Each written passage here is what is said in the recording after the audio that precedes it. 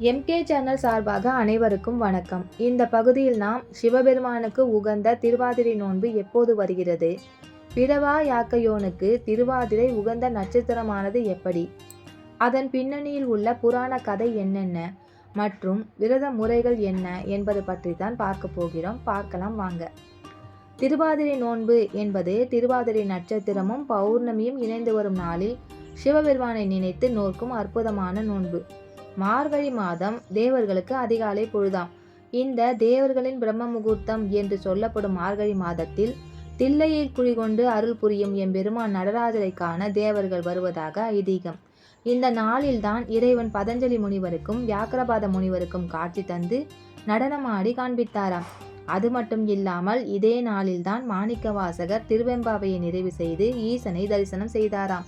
2026ஆம் ஆண்டுக்கான திருவாதிரை நோன்பு மற்றும் ஆருத்ரா தரிசனம் ஜனவரி 3, 2026 சனிக்கிழமை அன்று வருகிறது. இந்த விரதத்தை திருமணமான பெண்கள் தங்கள் கணவனின் ஆயுள் நலனுக்காகவும், திருமணம் ஆகாத பெண்கள் நல்ல கணவன் வேண்டியும் விரதம் இருப்பார்கள். நோன்பு முடிவில் திருவாதிரை களியும் 7 கறி கூட்டும் இறைவனுக்கு படைப்பார்கள். திருவாதிரைக்கு ஒருவாய் களி என்று சொல்வார்கள். அப்படி திருவாதிரை களி உருவான வரலாறு மற்றும் பிறவாயாக்கையோனுக்கு எப்படி திருவாதிரை உகந்த நட்சத்திரம் ஆனது என்றும் பார்க்கலாமா? தமிழ் மொழியில் திருவாதிரை என்று சொல்லப்படும் நட்சத்திரத்திற்கு வடமொழியில் ஆர்த்ரா என்று பெயர். இதுவே ஆருத்ரா எனப்படுகிறது. மார்கழி மாத திருவாதிரை நட்சத்திர நாளில் சிவாலயங்களில் ஆருத்ரா தரிசனம் சிறப்பாக நடைபெறும். ராமனுக்கு ஜென்ம நட்சத்திரம் புனர்பூசம், பரதனுக்கு பூசம், லட்சுமணனுக்கு ஆயில்யம், சத்ருகனுக்கு மகம், கிருஷ்ணனுக்கு ரோகிணி, முருகனுக்கு விசாகம். இவையாவும் இவர்கள் பிறந்த நட்சத்திரம். பிறப்பே எடுக்காத சிவபெருமானுக்கு பிறந்த நட்சத்திரம் திருவாதிரை என்று சொல்கிறார்கள். சரி, சிவபெருமானின் நட்சத்திரம் திருவாதிரை ஆனது எப்படி? இதற்கு சில புராண கதைகள் உள்ளது. முதலில் ஒரு கதையை பார்க்கலாம். முன்னொரு காலத்தில் சிதம்பரம் அருகேயுள்ள சிறிய ஊரில் சேந்தனார் என்பவர் வாழ்ந்து வந்தார். இவர் விறகு வெட்டி தன்னுடைய ஜீவனத்தை நடத்தி வந்தார். ஆனால் இவர் தீவிரமான சிவபக்தர். தினமும் யாராவது ஒரு சிவனடியாருக்கு சாப்பாடு கொடுத்த பின் தான் தானும் சாப்பிடுவார். ஒரு நாள் சோதனைக்கென்றே மிகவும் அதிகமாக மழை பெய்து கொண்டிருந்ததால் இவர் வியாபாரத்துக்காக வெட்டி வைத்திருந்த விறகுகள் எல்லாம் ஈரமாகி விட்டது. இதனால் இவரால் விறகு விற்க போக முடியவில்லை. அரிசி வாங்க கூட காசு இல்லாமல் வீட்டிலிருந்த சிறிதளவு கேழ்வரகில் களி செய்து வைத்து இன்று யாராவது சிவனடியார் வருகிறார்களா என்று எதிர்பார்த்து காத்திருந்தார். ஆனால் யாரும் வரவில்லை. இவர் மனம் வருத்தத்தோடு உட்கார்ந்திருந்தார். இவரது பக்தியை உலகிற்கு காட்ட விரும்பினார் எம்பெருமான். எனவே ஒரு சிவனடியார் வேடத்தில் சேந்தனார் வீட்டிற்கு வந்தார். இவரை பார்த்ததும் சேந்தனாருக்கு மிகவும் சந்தோஷம். அவரை வரவேற்று அவருக்கு களியை அளித்தார். அந்த சிவனடியாரும் களியை சாப்பிட்டு விட்டு எனக்கு அடுத்த வேளை உணவுக்கு சிறிதளவு களி தாருங்கள் என்று கேட்டு வாங்கி கொண்டு கிளம்பிவிட்டார். மறுநாள் காலையில் வழக்கம் போல் தில்லை வாழாந்தனர்கள் சிதம்பரம் கோவில் கருவறையை திறந்தார்களாம். ஒரு அதிசய காட்சியை பார்த்தார்கள். அது என்ன? நடராஜ பெருமானை சுற்றி களி சிதறல்கள், அதாவது இந்த களி சிதறி கிடக்கிறது. உடனே இந்த விவரத்தை மன்னருக்கு தெரிவித்தார்கள். ஆனால் ஏற்கனவே நடராஜ பெருமான் தான் களி சாப்பிட சேந்தனார் வீட்டிற்கு போனதை மன்னருக்கு கனவில் சொல்லியிருந்தார். சேந்தனார் எங்கிருந்தாலும் கண்டுபிடியுங்கள் என்று அமைச்சர்களுக்கு ஆணையிட்டார் மன்னர். அன்னைக்கு நடராஜ பெருமானின் தேர் திருவிழா. அதற்கு சேந்தனாரும் சென்றிருந்தார். பெருமானை தேரில் அமர்த்தியபடி மன்னர் உட்பட எல்லாரும் தேரை வடம் பிடித்து இழுத்தார்கள். மழையால் தேர் சக்கரங்கள் சேற்றில் அழிந்து இருந்தது. தேர் சிறிது கூட நகரவில்லை. இதை கண்டு மன்னர் மிகவும் வருத்தப்பட்டாராம். சேந்தா, நீ பல்லாண்டு பாடு என்று அப்போது ஒரு அசரீரி கேட்டது. அங்கிருந்த சேந்தனாருக்கு ஒன்றும் புரியவில்லை. சரி, இறைவனே சொல்லிவிட்டார் என்று இறைவனை மனதில் வேண்டி அவர் அருளால் மண்ணுகத்தில்லை வளர்க நம் பக்தர்கள் வஞ்சகர் போயகல என்று தொடங்கி பல்லாண்டு கூறுதுமே என்று முடித்து இறைவனை வாழ்த்தி 13 பாடல்களை பாடி முடித்தாராம். என்ன ஒரு அதிசயம்! உடனே தேர் நகர்ந்தது. இதன் மூலம் சேந்தனாரை அடையாளம் கண்டு கொண்டார் மன்னர். சேந்தனாரை சந்தித்து தான் கண்ட கனவை அவரிடம் சொன்னார். இப்போது புரிந்தது சேந்தனாருக்கு தன்னுடைய வீட்டிற்கு வந்தது சிவபெருமான் என்று. இப்படியாக சேந்தனார் வீட்டுக்கு களி சாப்பிட நடராஜ பெருமான் வந்த அந்த தினம் ஒரு மார்கழி மாத திருவாதிரை நாள். இதை உணர்த்தும் வகையில் இன்றும் ஆதிரை நாளில் தில்லை நடராஜ பெருமானுக்கு களி படைக்கப்படுகிறது. இதனால் சிவபெருமானின் நட்சத்திரம் திருவாதிரை ஆனது. மற்றுமொரு புராண கதை என்னவென்றால், ஒரு முறை பாற்கடலில் பள்ளி கொண்டிருந்த மகாவிஷ்ணு திடீரென்று ஆஹா அற்புதம் என்று சத்தம் போட்டு சொன்னாராம். இப்படி இவர் ஏன் திடீரென்று பரவசம் அடைந்தார் என்று காரணம் கேட்டார்கள் மகாலட்சுமியும் ஆதிசேஷனும். உடனே திருமால், திருவாதிரை நாளான இன்று சிவபெருமான் ஆடிய ஆனந்த தாண்டவத்தை என்னுடைய ஞான கண்ணால் நான் பார்த்தேன். அதுதான் என்னுடைய பரவசத்திற்கு காரணம் என்று சொன்னாராம். ஈசனின் ஆனந்த தாண்டவம் பற்றி திருமால் சொல்ல சொல்ல ஆதிசேஷனின் உடல் சிலிர்த்தது. அவருக்கும் சிவபெருமானின் ஆனந்த தாண்டவத்தை காண வேண்டும் என்று ஆசை வந்தது. ஆதிசேஷனின் மன ஓட்டத்தை புரிந்து கொண்டார் மகாவிஷ்ணு. ஆதிசேஷா, உன் மனம் நினைப்பதை நான் தெரிந்து கொண்டேன். பூலோகத்தில் பிறந்து ஈசனை நினைத்து நீ தவம் இருந்தால் உனக்கு அந்த ஆனந்த தாண்டவ தரிசனம் கிடைக்கும், போய் வா என்று அருளினாராம். அதன்படியே ஆதிசேஷன் பூமியில் பதஞ்சலி முனிவராக பிறந்தார். இடுப்பு வரை மனித உடலும் இடுப்புக்கு கீழே பாம்பு தோற்றமும் கொண்டவராக அவரது உருவம் இருந்தது. பல ஆண்டுகள் பூமியில் தவம் இருந்து அதன் பலனாக பதஞ்சலி முனிவருக்கு சிதம்பர ஆலயத்தில் இறைவனின் ஆனந்த தாண்டவத்தை பார்க்கும் பாக்கியம் கிடைத்தது. அவருக்கு சிவபெருமான் தன்னுடைய ஆனந்த தாண்டவத்தை காட்டி அருளினார். அப்போது பதஞ்சலி முனிவர், இறைவா, இந்த திருக்காட்சியை பூலோக மக்களுக்கும் காட்டி அவர்கள் முக்தியடைய வழிகாட்ட வேண்டும் என்று வேண்டிக் கொண்டாராம். அதன்படியே ஆண்டுதோறும் மார்கழி மாத திருவாதிரை நட்சத்திரத்தில் ஆருத்ரா தரிசனம் நடைபெற்று வருகிறது. இப்போது நாம் மற்றுமொரு புராண கதை பற்றி பார்க்கலாமா? தங்களுடைய தவ வலிமைதான் சிறந்தது என்று நினைத்தார்கள் தாருகாவனத்து முனிவர்கள். இதனால் ஈசனுக்கு எதிராக யாகம் ஒன்றை நடத்தினார்கள். அதே நேரம் சிவன் யாசகர் வடிவில் பிச்சை எடுக்க முனிவர்களின் வீடுகளுக்கு போகிறார். முனிப்பத்தினிகள் இவரை பார்த்ததும் தங்களையே மறந்து சிவபெருமான் பின்னாடியே போகின்றனர்.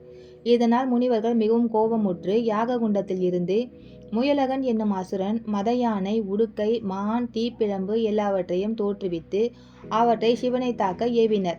ஆனால் சிவபெருமான் மத யானையை கொன்று அதன் தோலை அணிந்தார். மற்றவைகளை எல்லாம் தானே தரித்து கொண்டு முயலகன் மீது வலது காலை ஊன்றி இடது காலை தூக்கி நடனமாடி முனிவர்களுக்கு உண்மையை உணர்த்தினார்.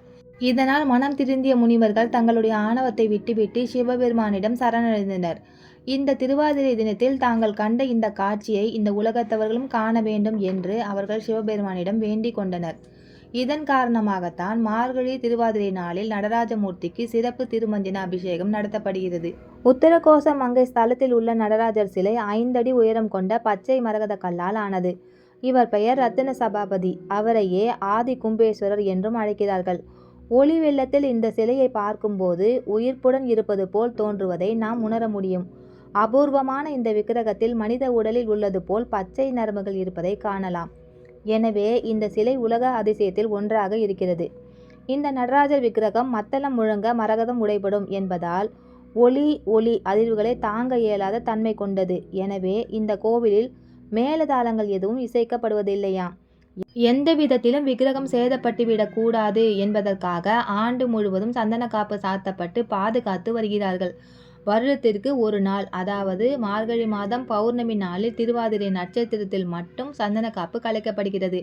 அன்று முழுவதும் சந்தன காப்பு இல்லாத மரகதக்கல் மேனியாலான நடராஜரை நாம் பார்த்து தரிசனம் செய்யலாம். இதைத் தொடர்ந்து நடராஜர் சிலை மீது சந்தனாதி தைலம் பூசப்பட்டு 32 வகையான அபிஷேகம் நடைபெறும். இந்த நிகழ்ச்சியில் பல்லாயிரக்கணக்கான பக்தர்கள் கலந்து கொண்டு தரிசனம் செய்வார்கள். மேலும் நடராஜர் மீது பூசப்பட்டிருக்கும் சந்தனம் மருத்துவ குணம் கொண்டது என்பதால் இதை வாங்க பக்தர்கள் போட்டி போட்டுக்கொண்டு செல்வார்கள். இதையடுத்து அன்று இரவு சரியாக 12 மணி அளவில் சிறப்பு பூஜைகள் நடத்தப்பட்டு மீண்டும் மரகத நடராஜர் மீது சந்தனம் பூசப்படும். திருவாதிரை அன்று கோவிலில் அதிக கூட்டம் இருக்கும். காலை 10 மணியிலிருந்து மரகத நடராஜரை நாம் பார்க்கலாம். இரவு 3 மணிக்கு மேல் சந்தனம் பூசி விடுவார்கள். பிறகு அடுத்த வருடம்தான் மரகத நடராஜரை தரிசிக்க முடியும். முடிந்தால் வாழ்வில் ஒரு முறையேனும் சென்று மரகத நடராஜரை தரிசனம் செய்துவிட்டு வாருங்கள். இப்போது நாம் விரத முறைகள் பற்றி பார்க்கலாம். மற்ற நாட்களில் குளித்துவிட்டு பூஜை அறையில் விளக்கேற்றுவோம். ஆனால் மாங்கல்ய நோன்பு இருக்கும் இந்த நல்ல நாளில் பல் தேய்த்து முகம் கழுவி பொட்டு வைத்து கொண்டு பூஜை அறையில் விளக்கேற்றி வைத்து கொள்ள வேண்டும். சிகைக்காய், எண்ணெய், மஞ்சத்தூள் முதலானவற்றை சுவாமியிடம் வைத்து வேண்டிக் கொள்ள வேண்டும். பின்னர் தலைக்கு எண்ணெயும் சிகைக்காயும் கொண்டு குளிக்க வேண்டும். முகத்துக்கு மஞ்சள் பூசிக்கொள்ள வேண்டும். குளித்துவிட்டு வந்து பூஜை அறையில் அமர்ந்து சிவபாராயணம் செய்தும் தேவியின் ஸ்லோகங்களை சொல்லியும் வழிபட வேண்டும். அதற்கு முன்னதாக மஞ்சள் கொண்டு பிள்ளையார் பிடித்து வழிபட வேண்டும். இந்த நாள் மங்களகரமான நாளாக அமைய வேண்டும்.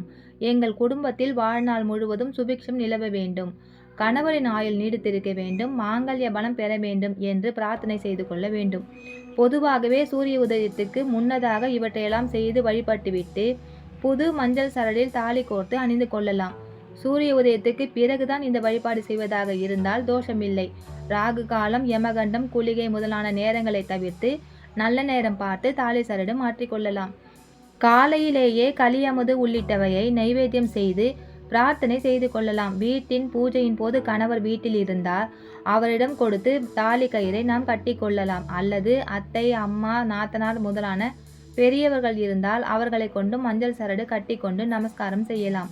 சுமங்கலிகள் அவசியம் மேற்கொள்ள வேண்டிய பூஜையை ஆண்களும் வழிபடலாம். மனைவியின் ஆயுளுக்காகவும் ஆரோக்கியத்துக்காகவும் வேண்டிக் கொள்ளலாம்.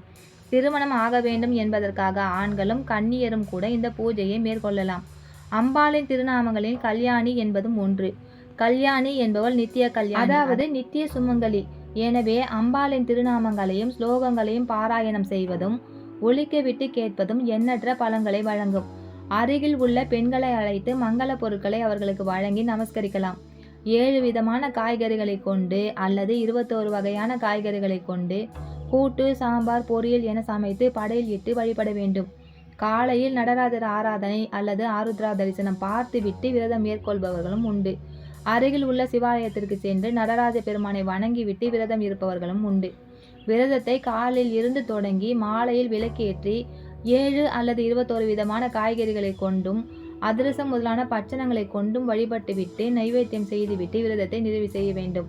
உண்ணா நோன்பு இருக்க இயலாதவர்கள் ஏதேனும் திரவ உணவு, பழச்சாறு முதலான உணவை உட்கொள்ளலாம், தவறில்லை. மார்கழி திருவாதிரையில் ஆருத்ரா தரிசன நன்னாளில் மாங்கல்ய நோன்பு இருங்கள். புது சரடு மாற்றிக்கொள்ளுங்கள். வீட்டு பெரியவர்களையும் கணவரையும் நமஸ்கரித்து ஆசி பெறுவீர்கள். தீர்க்க சுமங்கலியாக வாழ்வீர்கள். இந்த பகுதி உங்களுக்கு பிடிச்சிருந்தா லைக் பண்ணுங்க, கமெண்ட் பண்ணுங்க, சப்ஸ்கிரைப் பண்ணுங்க. நன்றி, வணக்கம்.